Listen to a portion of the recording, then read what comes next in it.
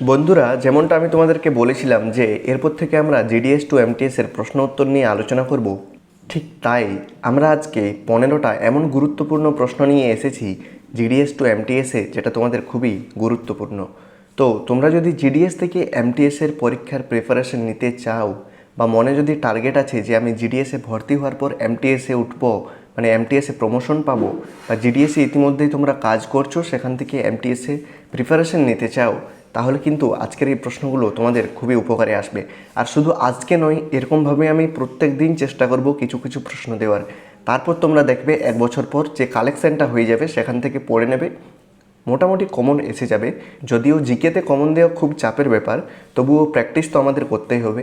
আর শুধু জিকে নয়, আমি জিকে দিয়ে শুরু করলাম যেহেতু এটা সবথেকে জটিল, এরপর ম্যাথ আছে বা ডিপার্টমেন্টাল প্রশ্ন আছে, সেগুলো নিয়েও আমরা আলোচনা করব। তো তার জন্য পোস্টাল শান্তনু চ্যানেলটিকে একটু সাবস্ক্রাইব করে পাশে থাকা বেল আইকনটি প্রেস করে দেবেন, যাতে নিত্য নতুন আপডেট বা যাই প্রশ্ন উত্তর দিই না কেন সবার প্রথম আপনিই পান। তো চলুন আর বেশি দেরি করব না, সরাসরি আলোচনায় চলে যাই এই 15টা প্রশ্নের। তবে তার আগে আমি শান্তনু আর আপনারা দেখছেন পোস্টাল শান্তনু। দেখুন, জিডিএস থেকে এমটিএসের যে 15টা গুরুত্বপূর্ণ প্রশ্নের কথা বলছি, তার মধ্যে প্রথমে আছে ভারতের দীর্ঘতম নদী কোনটি? Option A Godavari, option B Ganga, option C Brahmaputra, option D Narmada. তোমরা কি জানো? যদি জানো তো উত্তরটা দেখার আগে অবশ্যই কমেন্ট বক্সে কমেন্ট করে করে যাবে। তো এখানে উত্তর হচ্ছে গঙ্গা। ভারতের দীর্ঘতম নদী হচ্ছে গঙ্গা। দ্বিতীয় প্রশ্ন আছে ভারতের দক্ষিণতম বিন্দুটির নাম কি? তো ভারতের দক্ষিণতম বিন্দু হচ্ছে, মানে অপশান দেখো এখানে কি কি রয়েছে: কন্যাকুমারী, ইন্দিরাকোল, ইন্দিরা পয়েন্ট আর কিবিথু। তো এখানে সঠিক উত্তর হচ্ছে ইন্দিরা পয়েন্ট। ভারতের দক্ষিণতম বিন্দু হচ্ছে ইন্দিরা পয়েন্ট। এবার আসি 3 নম্বর প্রশ্নে। দক্ষিণ ভারতের গঙ্গা নামে কোন নদী পরিচিত? Option A Krishna, option B Kaveri, option C Godavari, option D Tapti. তো দক্ষিণ ভারতের যে গঙ্গা নামে পরিচিত সেই নদীটি হলো গোদাবরী নদী, মানে উত্তর হচ্ছে অপশান সি গোদাবরী। এরপর 4 নম্বরে ভারতের বৃহত্তম রাজ্য কোনটি ক্ষেত্রফলের বিচারে? আয়তন নয়, এখানে কিন্তু ক্লিয়ারলি উল্লেখ আছে ক্ষেত্রফলের বিচারে, তাই গুলাবে না একদম। ভারতের বৃহত্তম রাজ্য কোনটি? মধ্যপ্রদেশ, উত্তরপ্রদেশ, মহারাষ্ট্র নাকি রাজস্থান? তো বলো কমেন্টে কোনটি হবে। আর উত্তর আমি চলো তোমাদেরকে বলে দিচ্ছি, ভারতের বৃহত্তম রাজ্য হচ্ছে রাজস্থান ক্ষেত্রফলের দিক থেকে, মানে হয়ে গেল তোমার অপশান ডি। এরপর 5 নম্বর প্রশ্ন, কোন রাজ্যটিকে ভারতের মশলার বাগান বলা হয়? তামিলনাড়ু, কেরল, কর্ণাটক নাকি অন্ধ্রপ্রদেশ? দেখো, ভারতের মশলার বাগান হচ্ছে কেরল, তো উত্তর হয়ে যাচ্ছে এখানে অপশান বি। এরপর রয়েছে ভারত ও শ্রীলঙ্কার মাঝে কোন প্রণালী অবস্থিত? মালাক্কা প্রণালী, প্রণালী 9 ডিগ্রি, পক প্রণালী না জিব্রাল্টার প্রণালী? এগুলো দেখো খুবই ইম্পর্ট্যান্ট প্রশ্ন। তো বলো, ভারত ও শ্রীলঙ্কার মাঝে কোন প্রণালী অবস্থিত? এটা ক্লাস আশা করছি 7-8-এর প্রশ্ন। তো কি মনে হচ্ছে? উত্তর হবে অপশান সি পক প্রণালী। এরপর চলে যাচ্ছি 7 নম্বর প্রশ্নে। ভারতের প্রাচীনতম পর্বতমালা কোনটি? 1 হিমালয়, 2 আরাবল্লী, 3 পশ্চিমঘাট, 4 পূর্বঘাট। উত্তর হয়ে যাচ্ছে অপশান বি, ভারতের প্রাচীনতম পর্বতমালা হচ্ছে আরাবল্লী। এরপর 8 নম্বর প্রশ্ন,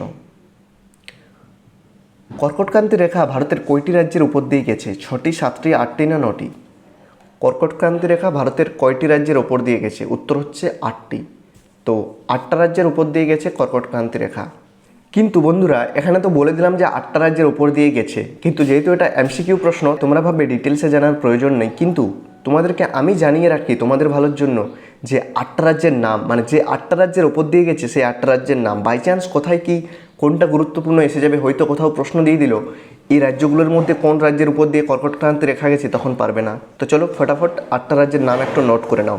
প্রথম হচ্ছে গুজরাট, দ্বিতীয় হচ্ছে রাজস্থান, তৃতীয় হচ্ছে মধ্যপ্রদেশ, চতুর্থ হচ্ছে ছত্তিশগড়, পঞ্চম হচ্ছে ঝাড়খণ্ড, ষষ্ঠ হচ্ছে পশ্চিমবঙ্গ, সপ্তম হচ্ছে ত্রিপুরা, আর 8 নম্বর মানে সর্বশেষ রাজ্য হচ্ছে মিজোরাম। এই 8টা রাজ্যের ওপর দিয়েই কিন্তু কর্কটক্রান্তি রেখা বিস্তৃত। এরপর চলে যাচ্ছি নেক্সট প্রশ্নে। চিল্কা হ্রদ কোন রাজ্যে অবস্থিত? 1 উড়িষ্যা, 2 অন্ধ্রপ্রদেশ, 3 তামিলনাড়ু, 4 কেরল।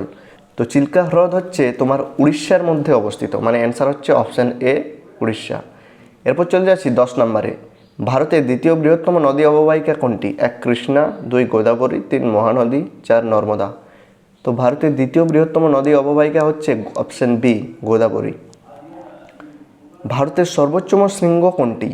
1 কাঞ্চনজঙ্ঘা, 2 গড় ইউনেস্টিন বা কেটু, 3 নন্দা দেবী, 4 অ্যানামুদি।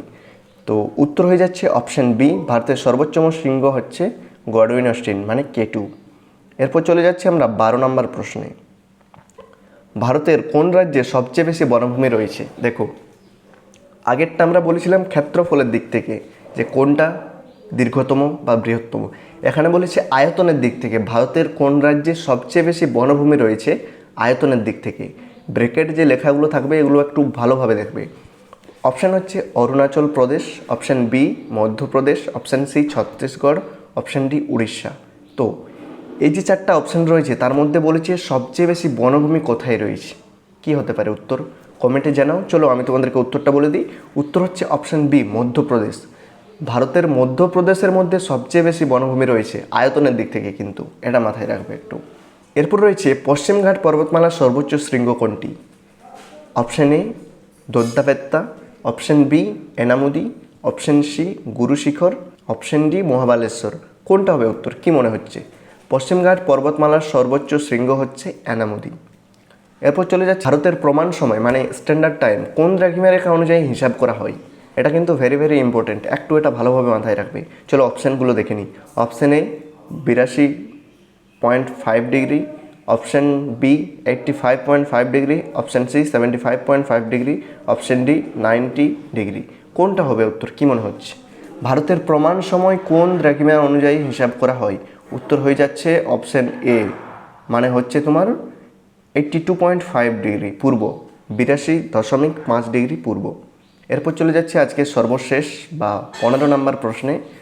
ভারতের কোন রাজ্যের মধ্যে সবচেয়ে বেশি দীর্ঘ উপকূল রেখা রয়েছে? Option A Maharashtra, option B Tamil Nadu, option C Gujarat, option D Andhra Pradesh. এই যে 4টা রাজ্য দিলাম তার মধ্যে কোন রাজ্যে সবচেয়ে দীর্ঘ উপকূল রেখা রয়েছে? মহারাষ্ট্র নাকি তামিলনাড়ু নাকি গুজরাট নাকি অন্ধ্রপ্রদেশ? এটার উত্তর আমি তোমাদেরকে বলবো না। আশা করব তোমরা যারা ভিডিওটা দেখছো এবং একদম সিরিয়াস জিডিএস টু এমটিএসের জন্য, তারা আজকের ভিডিওর কমেন্ট বক্সে এই প্রশ্নটার উত্তরটা আমাকে কমেন্ট করে জানাবে। আমি তোমাদেরকে বলে দেবো ঠিক বলছো কি না। তবে কোথাও কোনো সার্চ করবে না, কিচ্ছু দেখবে না। ভারতের কোন রাজ্যে সবচেয়ে দীর্ঘ উপকূল রেখা রয়েছে, যে 4টা অপশান আছে মহারাষ্ট্র, তামিলনাড়ু, গুজরাট আর অন্ধ্রপ্রদেশ, 4টার মধ্যে কোন অপশানটা ঠিক মানে সঠিক উত্তরটা যদি হয় অপশান বি তো অপশান বি দিয়ে তামিলনাড়ু, বা যদি হয় অপশান সি তো অপশান সি দিয়ে গুজরাট, এরকমভাবে লিখে রাইট অ্যান্সার বলে লিখে কমেন্টে অবশ্যই জানাবে। আমি তাহলে বুঝতে পারবো তোমরা জিডিএস টু এমটিএস নিয়ে কতটা সিরিয়াস আর উত্তর তোমরা ঠিক দিচ্ছ কি না। বাকি আমি তোমাদেরকে ডিটেলসে জানিয়ে দেবো। তো এই ছিল আজকের 15টা গুরুত্বপূর্ণ প্রশ্ন। আশা করছি তোমরা খাতায় ইতিমধ্যেই নোট করে নিয়েছো। তো এইভাবে আমি ধীরে ধীরে প্রশ্ন উত্তর দিতে থাকবো, তোমরা নোট করতে থাকবে। তারপর এক সময় গিয়ে অনেক প্রশ্ন হয়ে যাবে, তারপর তোমাদের পড়তেও সুবিধা হবে।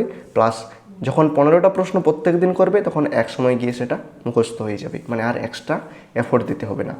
তো এরকম আরও ইনফরমেটিভ ভিডিওর জন্য অবশ্যই আমাদের চ্যানেলটিকে একটু সাবস্ক্রাইব করে রেখো। আর তোমাদের সেই সমস্ত বন্ধুদের কাছে ভিডিওটা শেয়ার করে দাও যারা জিডিএস টু এমটিএসের প্রিপারেশন নিতে চাই বা নিচ্ছে এই মুহূর্তে। তো তাদেরও অনেকটাই উপকারে আসবে, কারণ ভাই হিংসা করে কোনো লাভ নেই। যেটাতে যার যত ভালো হবে ততটাই তার সুবিধা হবে এবং তোমারও ভালো হবে। তো চলো তাহলে আজকের ভিডিও এই পর্যন্ত রাখছি। যদি ভালো লেগে থাকে অবশ্যই একটা লাইক করবেন, চ্যানেলে নতুন হলে সাবস্ক্রাইব করবেন, আর এরকম আরও ইনফরমেটিভ ভিডিওর জন্য অবশ্যই ফলো করে পাশে থাকবেন। তো চলুন দেখা হচ্ছে তাহলে পরের কোনো গুরুত্বপূর্ণ ভিডিওর সঙ্গে। ততক্ষণ ভালো থাকবেন, সুস্থ থাকবেন। থ্যাংক ইউ, ধন্যবাদ, জয় হিন্দ। রাখলাম তাহলে, টাটা।